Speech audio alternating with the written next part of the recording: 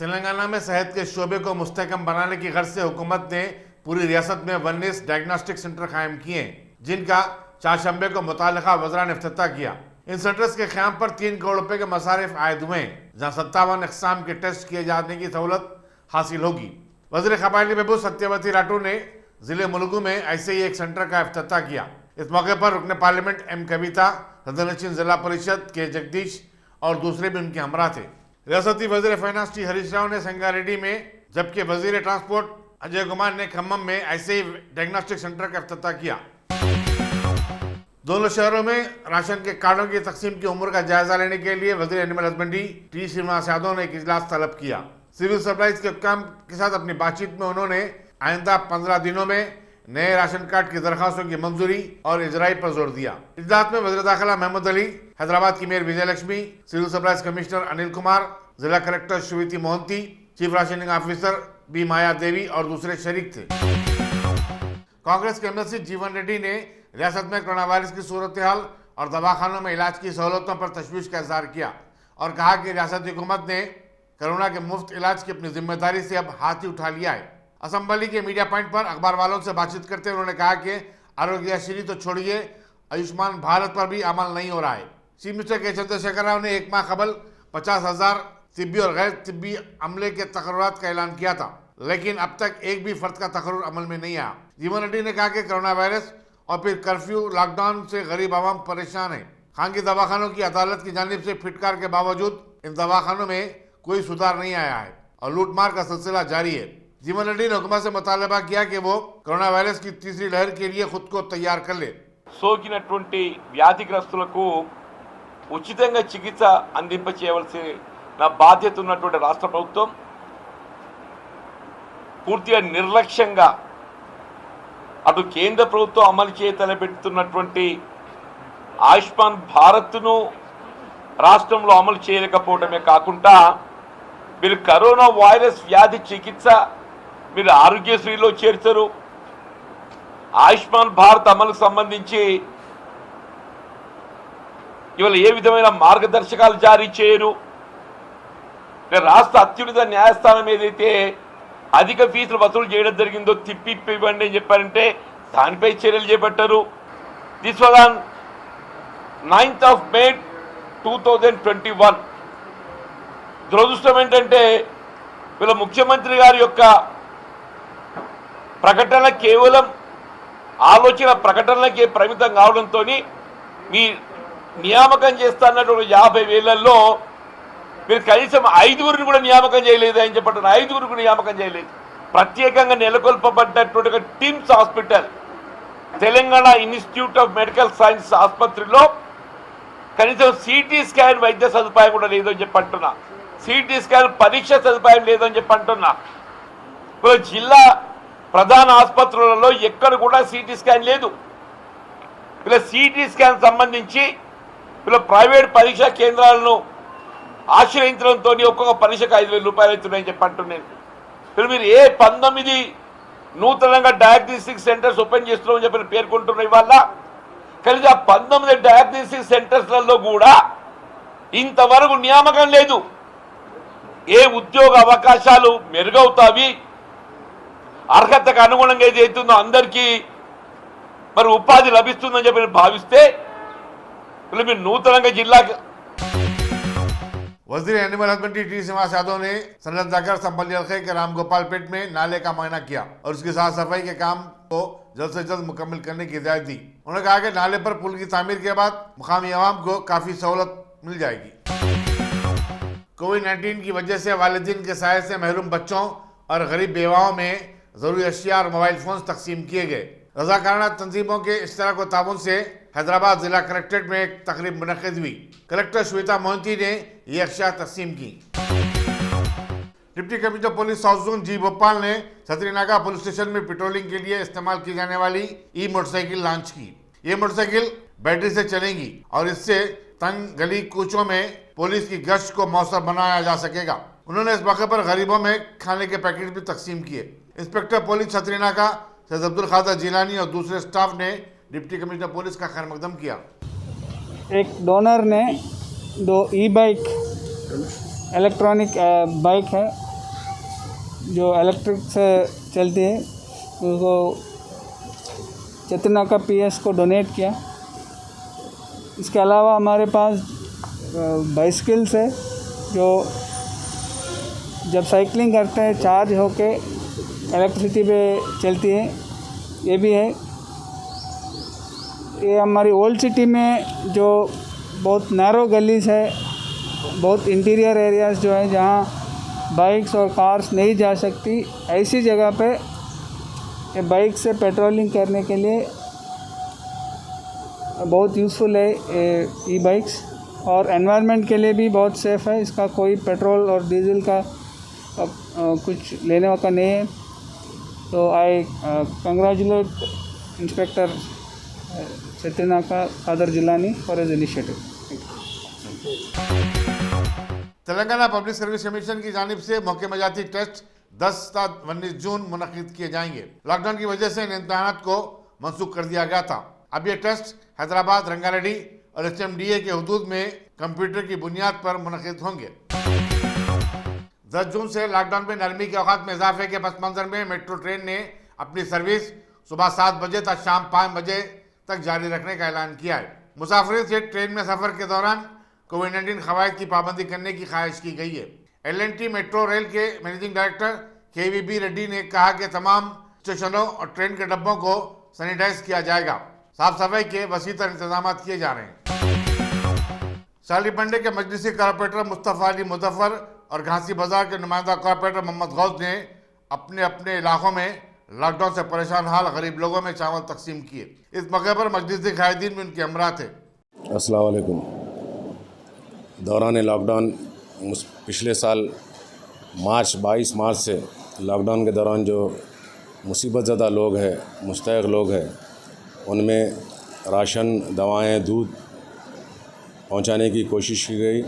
अल्हम्दुलिल्लाह पिछले साल 2 बार राशन गरीब मुस्तहिक़ तक पहुंचा है। इस बार भी ऑक्सीजन सिलेंडर की क़िल्लत हो चुकी थी, उसको मद्देनज़र रखते हुए बैरिस्टर असदुद्दीन साहब की इंस्ट्रक्शंस पर हम 100 सिलेंडर रख के यहाँ पे लोगों की मदद करें। फ्री में जो है ना सिलेंडर घर घर तक पहुँचाने की कोशिश करें। सिर्फ शालीबंडा हल्का नहीं बल्कि सारे हैदराबाद से कहीं भी फ़ोन आता था।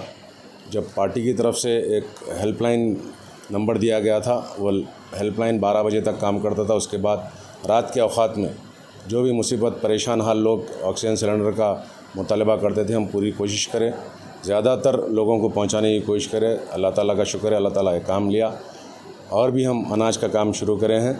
इंशाअल्लाह मुस्तहिक़ तक पहुंचाने की कोशिश करेंगे। शुक्रिया। इसके अलावा ना के जो पेशेंट्स के जो अटेंडर्स है उनको पहुंचाए हॉस्पिटल्स, चाहे वो कोरंटी हो या उस्मानिया हो या नीलोफर हॉस्पिटल या मैटरनिटी, मॉडर्न मैटरनिटी, पेटलावर हॉस्पिटल, और कई घरों तक खाने के पैकेट्स भी पहुंचाने का काम करें। कोरोना वायरस और उसके असरात से मुताल्लिक़ अवामी शऊर की बेदारी के लिए सिटी पुलिस ने असम्बली के रूबरू एक प्रोग्राम मुनक़्क़िद किया, जिसमें पुलिस के तमाम शोबेजात से वाबस्ता मुलाजिमीन और घोड़ा दस्तों ने भी हिस्सा लिया।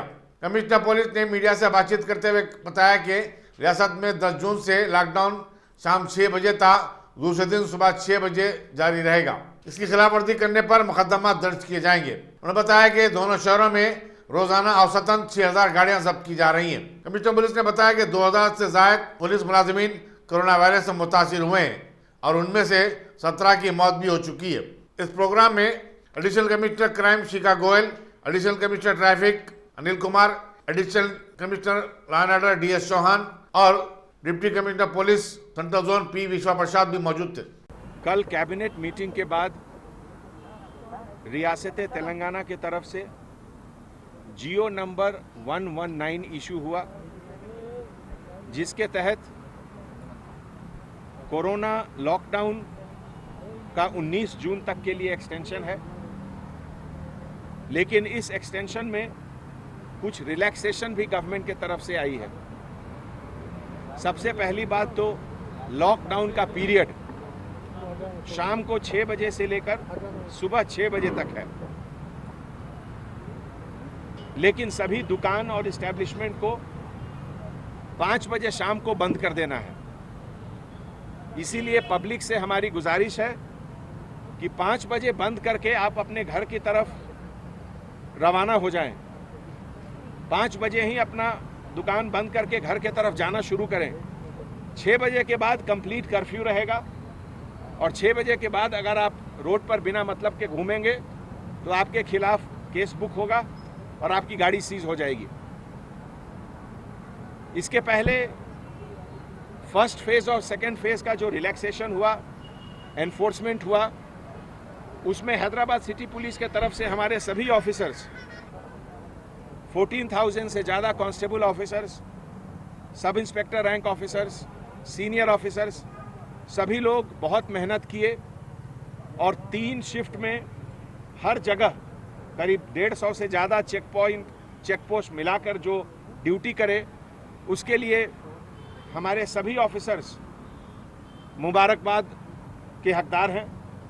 और इस प्रोसेस में लगभग 2-2.5 हज़ार लोगों को पॉजिटिव केसेस भी आया हमारे हैदराबाद सिटी पुलिस में। करीब 15 के लगभग डेथ भी हुए, 17 डेथ हुए। उन सब के लिए हम लोग बहुत गमगीन हैं। हैदराबाद सिटी पुलिस और हैदराबाद की आवाम दोनों मिलकर ये कोरोना के वक्त एक जो पार्टनरशिप, साझेदारी का एक नमूना पेश किए, ये बहुत काबिले तारीफ है। कोरोना के जंग के हर मुकाम पे हैदराबाद के सिटीजन्स, आवाम और पुलिस एक साथ रही और हम लोग दोनों मिलकर इस कोरोना से जंग किए और सभी बड़े शहरों के कंपैरिजन में हैदराबाद का माहौल हमेशा बेहतर रहा। आगे भी मैं उम्मीद करता हूं कि कल से जो लॉकडाउन का जो टाइम है, शाम को 6 बजे से सुबह 6 बजे, उसको स्ट्रिक्टली फॉलो करें। आज हमारे साथ यहाँ सभी सीनियर ऑफिसर्स हैदराबाद के, additional CP crime Shikha Goyal, additional CP traffic Anil Kumar, additional CP law and order Chauhan, joint CP central zone Vishwa Prasad और सभी ऑफिसर्स मौजूद हैं।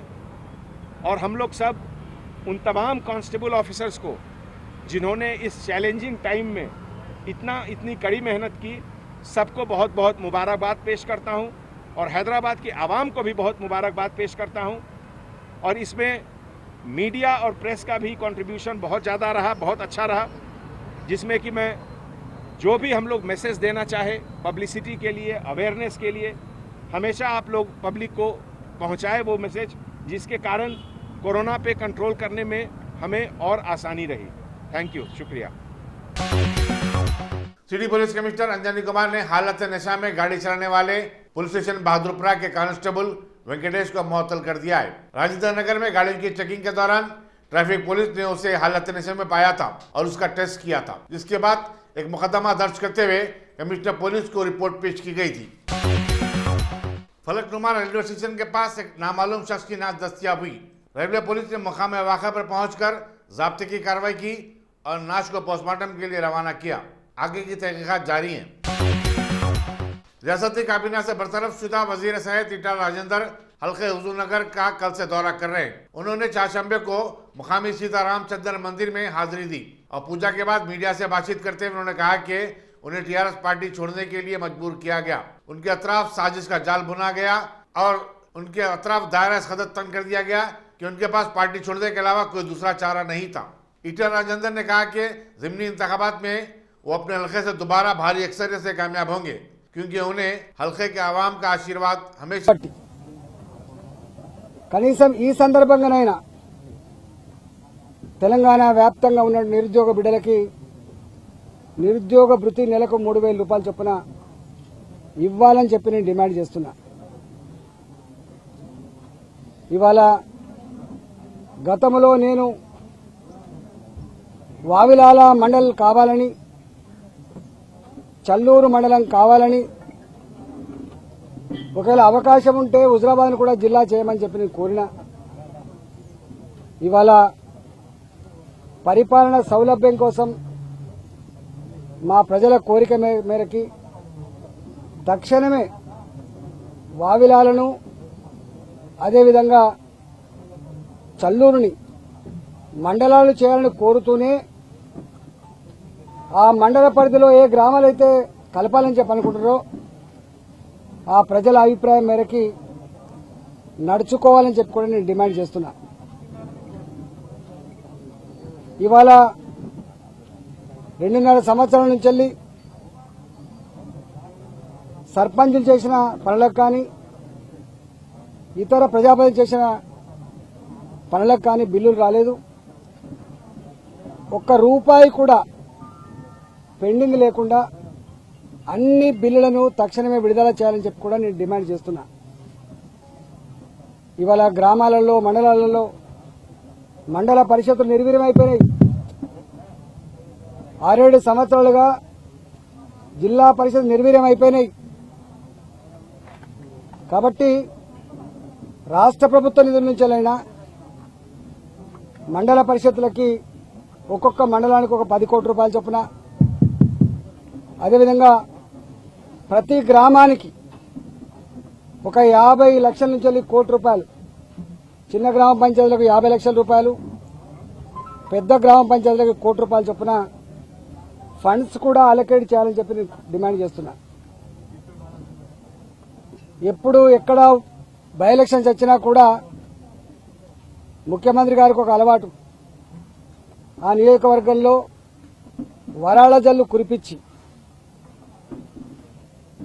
పనులిచ్చే సాంప్రదాయం ఉంది. కాబట్టి ఈ నియోజకవర్గంలో కూడా ఎన్ని రకాల పనులు ఇంకా చేయకుండా పెండింగ్ ఉన్నాయో వాటన్నిటి కూడా డబ్బులు మంజూరు చేయాలని, జీవోలు ఇవ్వాలని చెప్పి నేను కోరుతున్నా. मगरबी बंगाल में हवा के दबाव में कमी के पेश नजर रियासत के बेशतर अजला में 12 जून को भारी बारिश होगी। महकमे मौसमियात ने यह भी पेशकशी की कि तेलंगाना में मानसून वक्त से कबल आ जाएगा। जिन अजला में भारी बारिश हो सकती है उनमें आदिलाबाद, कुमारा भीम आसिफाबाद, मंचिर्याल, निर्मल और सूर्यापेट शामिल हैं। राजन्ना, सिरसिल्ला, पेद्दापल्ली, जयशंकर भोपालापल्ली, मुलुगु, भद्रादरी, कुत्तागुड़म, महबूबाबाद, वरंगल और जंगांव में 11 जून को बारिश का इम्कान है। इसी दौरान बताया गया कि रामागुंडम में दर्जे हरारत कल सबसे ज्यादा 39.27 डिग्री रिकॉर्ड किया गया, जबकि हैदराबाद में 2 दिन से दर्जे हरारत 35 डिग्री के आसपास चल रहा है। रियासती वज़ीर तालीम सबीता इंदा रेड्डी ने कहा कि हुकूमत ने अभी तक इंटर सेकेंड ईयर के इम्तिहानात की मनसूखी के बारे में कोई फैसला नहीं किया है। रियासती हुकूमत कोरोना के पेश नज़र साल अव्वल के इम्तिहानात को अगस्त से मनसूख कर चुकी है। विकाराबाद में मीडिया वालों से बातचीत करते हुए उन्होंने कहा कि दूसरे साल के इम्तिहानात को भी मनसूख करने की इत्तलात गश्त कर रही है, लेकिन इसमें कोई सदाकत नहीं है। उन्होंने बताया कि हुकूमत बहुत जल्द इस बारे में कोई कतई फैसला लेगी। उन्होंने ये भी बताया कि कल काबीना के इजलास में चीफ मिनिस्टर के चंद्रशेखर राव ने ऐसे इम्कानात के साथ साथ दूसरी रियासतों में क्या हो रहा है और किस तरह इम्तिहानात को मनसूख किया जा रहा है उस पर गौर किया था। टीआरएस की रुकने खानुसाज कौंसिल के कविता ने आज हल्के संभली निजामाबाद रूरल के मंत्राजपल्ली का दौरा किया। उन्होंने पैकेज 21 के तहत पंप हाउस की तामीर के काम का मुआयना किया। इस पंप से 2 लाख एकड़ अराजी को आबी सहूलत हासिल होगी। उन्होंने प्रोजेक्ट की मंजूरी के लिए चीफ मिनिस्टर के चंद्रशेखर राव से इज़हार तशक्कुर किया। कविता ने बताया कि मानसून से कबल इस पंप की तामीर का काम मुकम्मल कर लिया जाएगा। ప్యాకేజ్ 21 నిర్మాణం కావడం అన్నది మా అందరు కూడా చాలా సంతోషం. ఎందుకంటే భూములు కోల్పోకుండా రైతుల పొలాల కింద నుండే పైప్ లైన్ ద్వారా ప్రతి ఎకరాకు నీరు అందించేటటువంటి ఒక మహత్తరమైనటువంటి ప్యాకేజ్ 21. ఇది నిజామాబాద్ జిల్లాలో ఉండడం మా అందరి అదృష్టంగా మేము భావిస్తూ గౌరవ ముఖ్యమంత్రి గారికి ధన్యవాదాలు తెలియజేస్తా ఉన్నాము. ఈ ప్యాకేజ్ 21 ద్వారా నిజామాబాద్ జిల్లాలో 2 లక్షల ఎకరాలకు కూడా సాగునీరు అందబోతా ఉన్నది. అందులో భాగంగా ఈ సీజన్ లో ఒక పైలట్ బేసిస్ మీద 20,000 ఎకరాలకు ముందు సాగునీరు అందించి దానిలో ఏమైనా చిన్న సమస్యలు ఉంటే పరిష్కరించుకొని పెద్ద ఎత్తున ఈ ప్రాజెక్ట్ ఇంప్లిమెంట్ చేయడానికి అన్ని రకాలుగా ప్రణాళికలు సిద్దమైనాయి. అన్ని డిపార్ట్మెంట్ వైజ్ గా శాసనసభ్యులు, గౌరవనీయులు, అదేవిధంగా మన సర్పంచ్లు, ఎంపీటీసీలు, ప్రజాప్రతినిధులు ఎక్కడికక్కడ మానిటర్ చేస్తూ ఈ ప్రాజెక్టు సజావుగా సాగే విధంగా రైతన్నలకు ఎటువంటి ఇబ్బంది లేకుండా కూడా ప్రయత్నాలు చేస్తా ఉన్నాం. ఎక్కడ చిన్న ఇబ్బందులు ఉన్నా కూడా వారితో కోఆర్డినేట్ చేసుకుని ఆ సమస్యలు తీరుస్తా ఉన్నాం. ఉదాహరణకి ఈ ప్యాకేజ్ 21 లో భాగంగా ఎక్కడైతే మంచిప చెరువు నిర్మాణం జరుగుతా ఉన్నదో అక్కడ రైతన్నలకు కొంత ఇబ్బంది ఉన్నది. కోల్పోతున్నటువంటి భూమికి సంబంధించి వారికి కొంత ఆందోళన ఉంది. వాటిని కూడా ఎప్పటికప్పుడు మా ప్రజాప్రతినిధులు, గౌరవ శాసనసభ్యులు మేము మాట్లాడుతూ ఉన్నాం. వారికి కూడా కాంపెన్సేషన్ చక్కగా ఇచ్చి న్యాయం చేసి మంచిప రిజర్వాయర్ కెపాసిటీని పెంచుకొని భారతదేశంలో నిలిచిపోయేటటువంటి ఒక ప్రాజెక్టుని తప్పకుండా గౌరవ ముఖ్యమంత్రి గారి నాయకత్వంలో నిర్మాణం చేస్తాం. ఈ పనులు వేగంగా సాగుతూ ఉన్నాయి.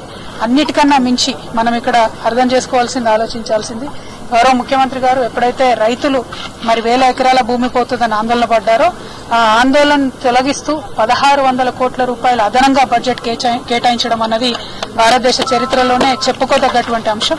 సో కేసీఆర్ గారి ప్రభుత్వం, టీఆర్ఎస్ ప్రభుత్వం ఇది రైతు ప్రభుత్వం అని మరొక మారు మీకు తెలియజేస్తూ ఈ ప్రాజెక్టు తప్పకుండా భారతదేశం చరిత్రలో నిలిచిపోతుందని చెప్పి తెలియజేస్తూ మీ అందరు కూడా సెలవు తీసుకున్నాం.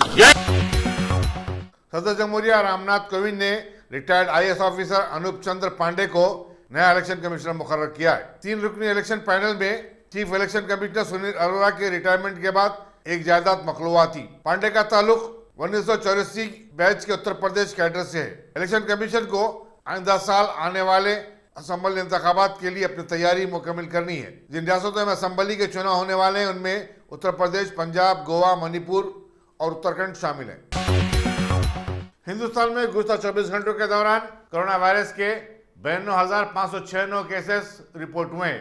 ये पेवस्ता दिन से 6,098 जायद हैं. मरकजी वजारत सेहत ने बताया कि 8 जून को 86,498 केसेस रिपोर्ट हुए थे. इसी मुद्दत के दौरान 2,219 अमवात भी हुई हैं. इस तरह मुल्क में कोरोना वायरस से मरने वालों की तादाद 3,53,528 हो चुकी है. साबिक मरकजी वजीर और कांग्रेस के सीनियर लीडर जितिन प्रसाद आज बीजेपी में शामिल हो गए. उनका ताल्लुक रियासत उत्तर प्रदेश से था. दिल्ली के पार्टी ऑफिस में जितिन प्रसाद का मरकजी वजीर पीयूष गोयल ने खैर मकदम किया. बहुत बहुत धन्यवाद आदरणीय पीयूष गोयल जी, आपने जो मेरे बारे में जो वक्तव्य रखा. अनिल बलूनी जी, आपका भी धन्यवाद. सर्वप्रथम तो मैं आज के इस दिन भारतीय जनता पार्टी के राष्ट्रीय अध्यक्ष श्री जेपी नड्डा जी, देश के यशस्वी प्रधानमंत्री आदरणीय नरेंद्र मोदी जी, इस देश के कर्मयोगी गृह मंत्री आदरणीय अमित शाह जी और समस्त भारतीय जनता पार्टी नेतृत्व का मैं धन्यवाद अर्पित करता हूं कि उन्होंने आज इस भारतीय जनता पार्टी परिवार में मुझे सदस्यता और सम्मान दिया है. और ये मेरे राजनीतिक जीवन का एक नया अध्याय शुरू हो रहा है. जैसे कि आप जानते हैं, मेरा कांग्रेस पार्टी से 3 पीढ़ियों का साथ रहा है.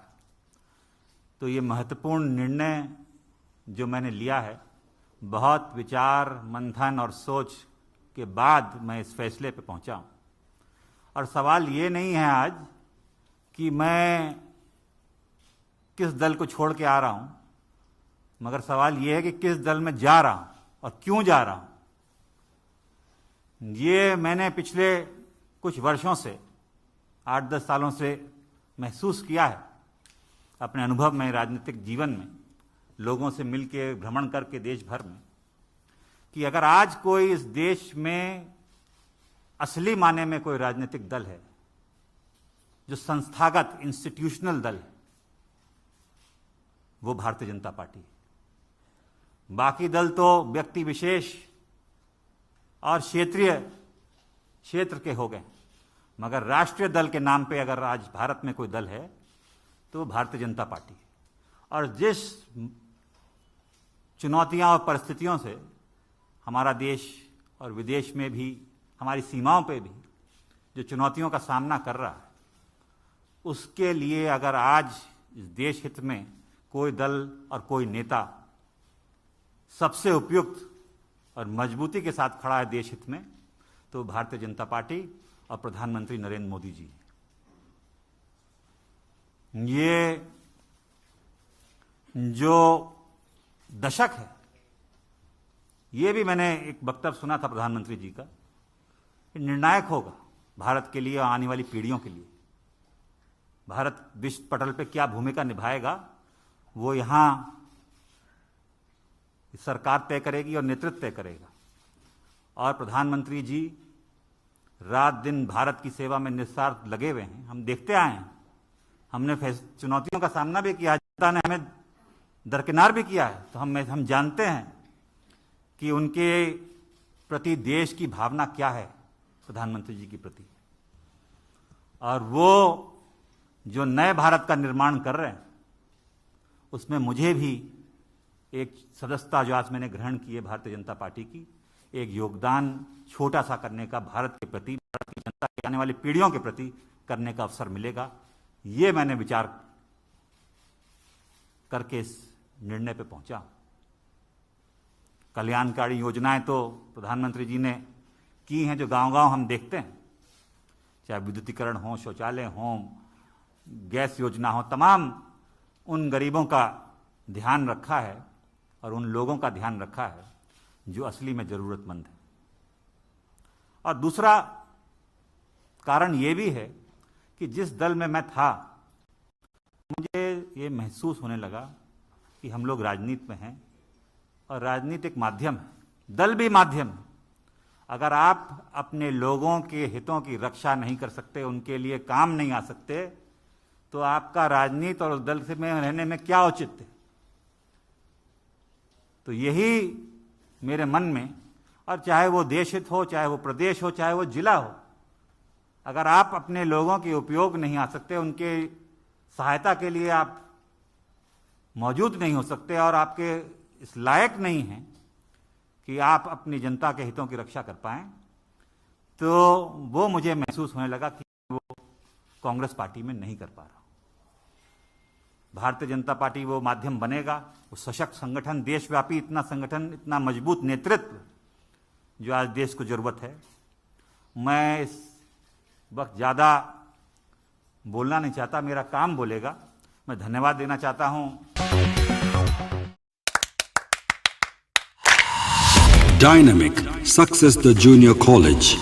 Enter to win. Masters in MPC and BPC. Integrated coaching for NEET, IIT, JEE. Separate block for girls. Better coaching, better planning, better environment with better results. Opposite Madanapet Mandi, Saeedabad, Hyderabad. Phone 04029701124. An Institute of Success Schools.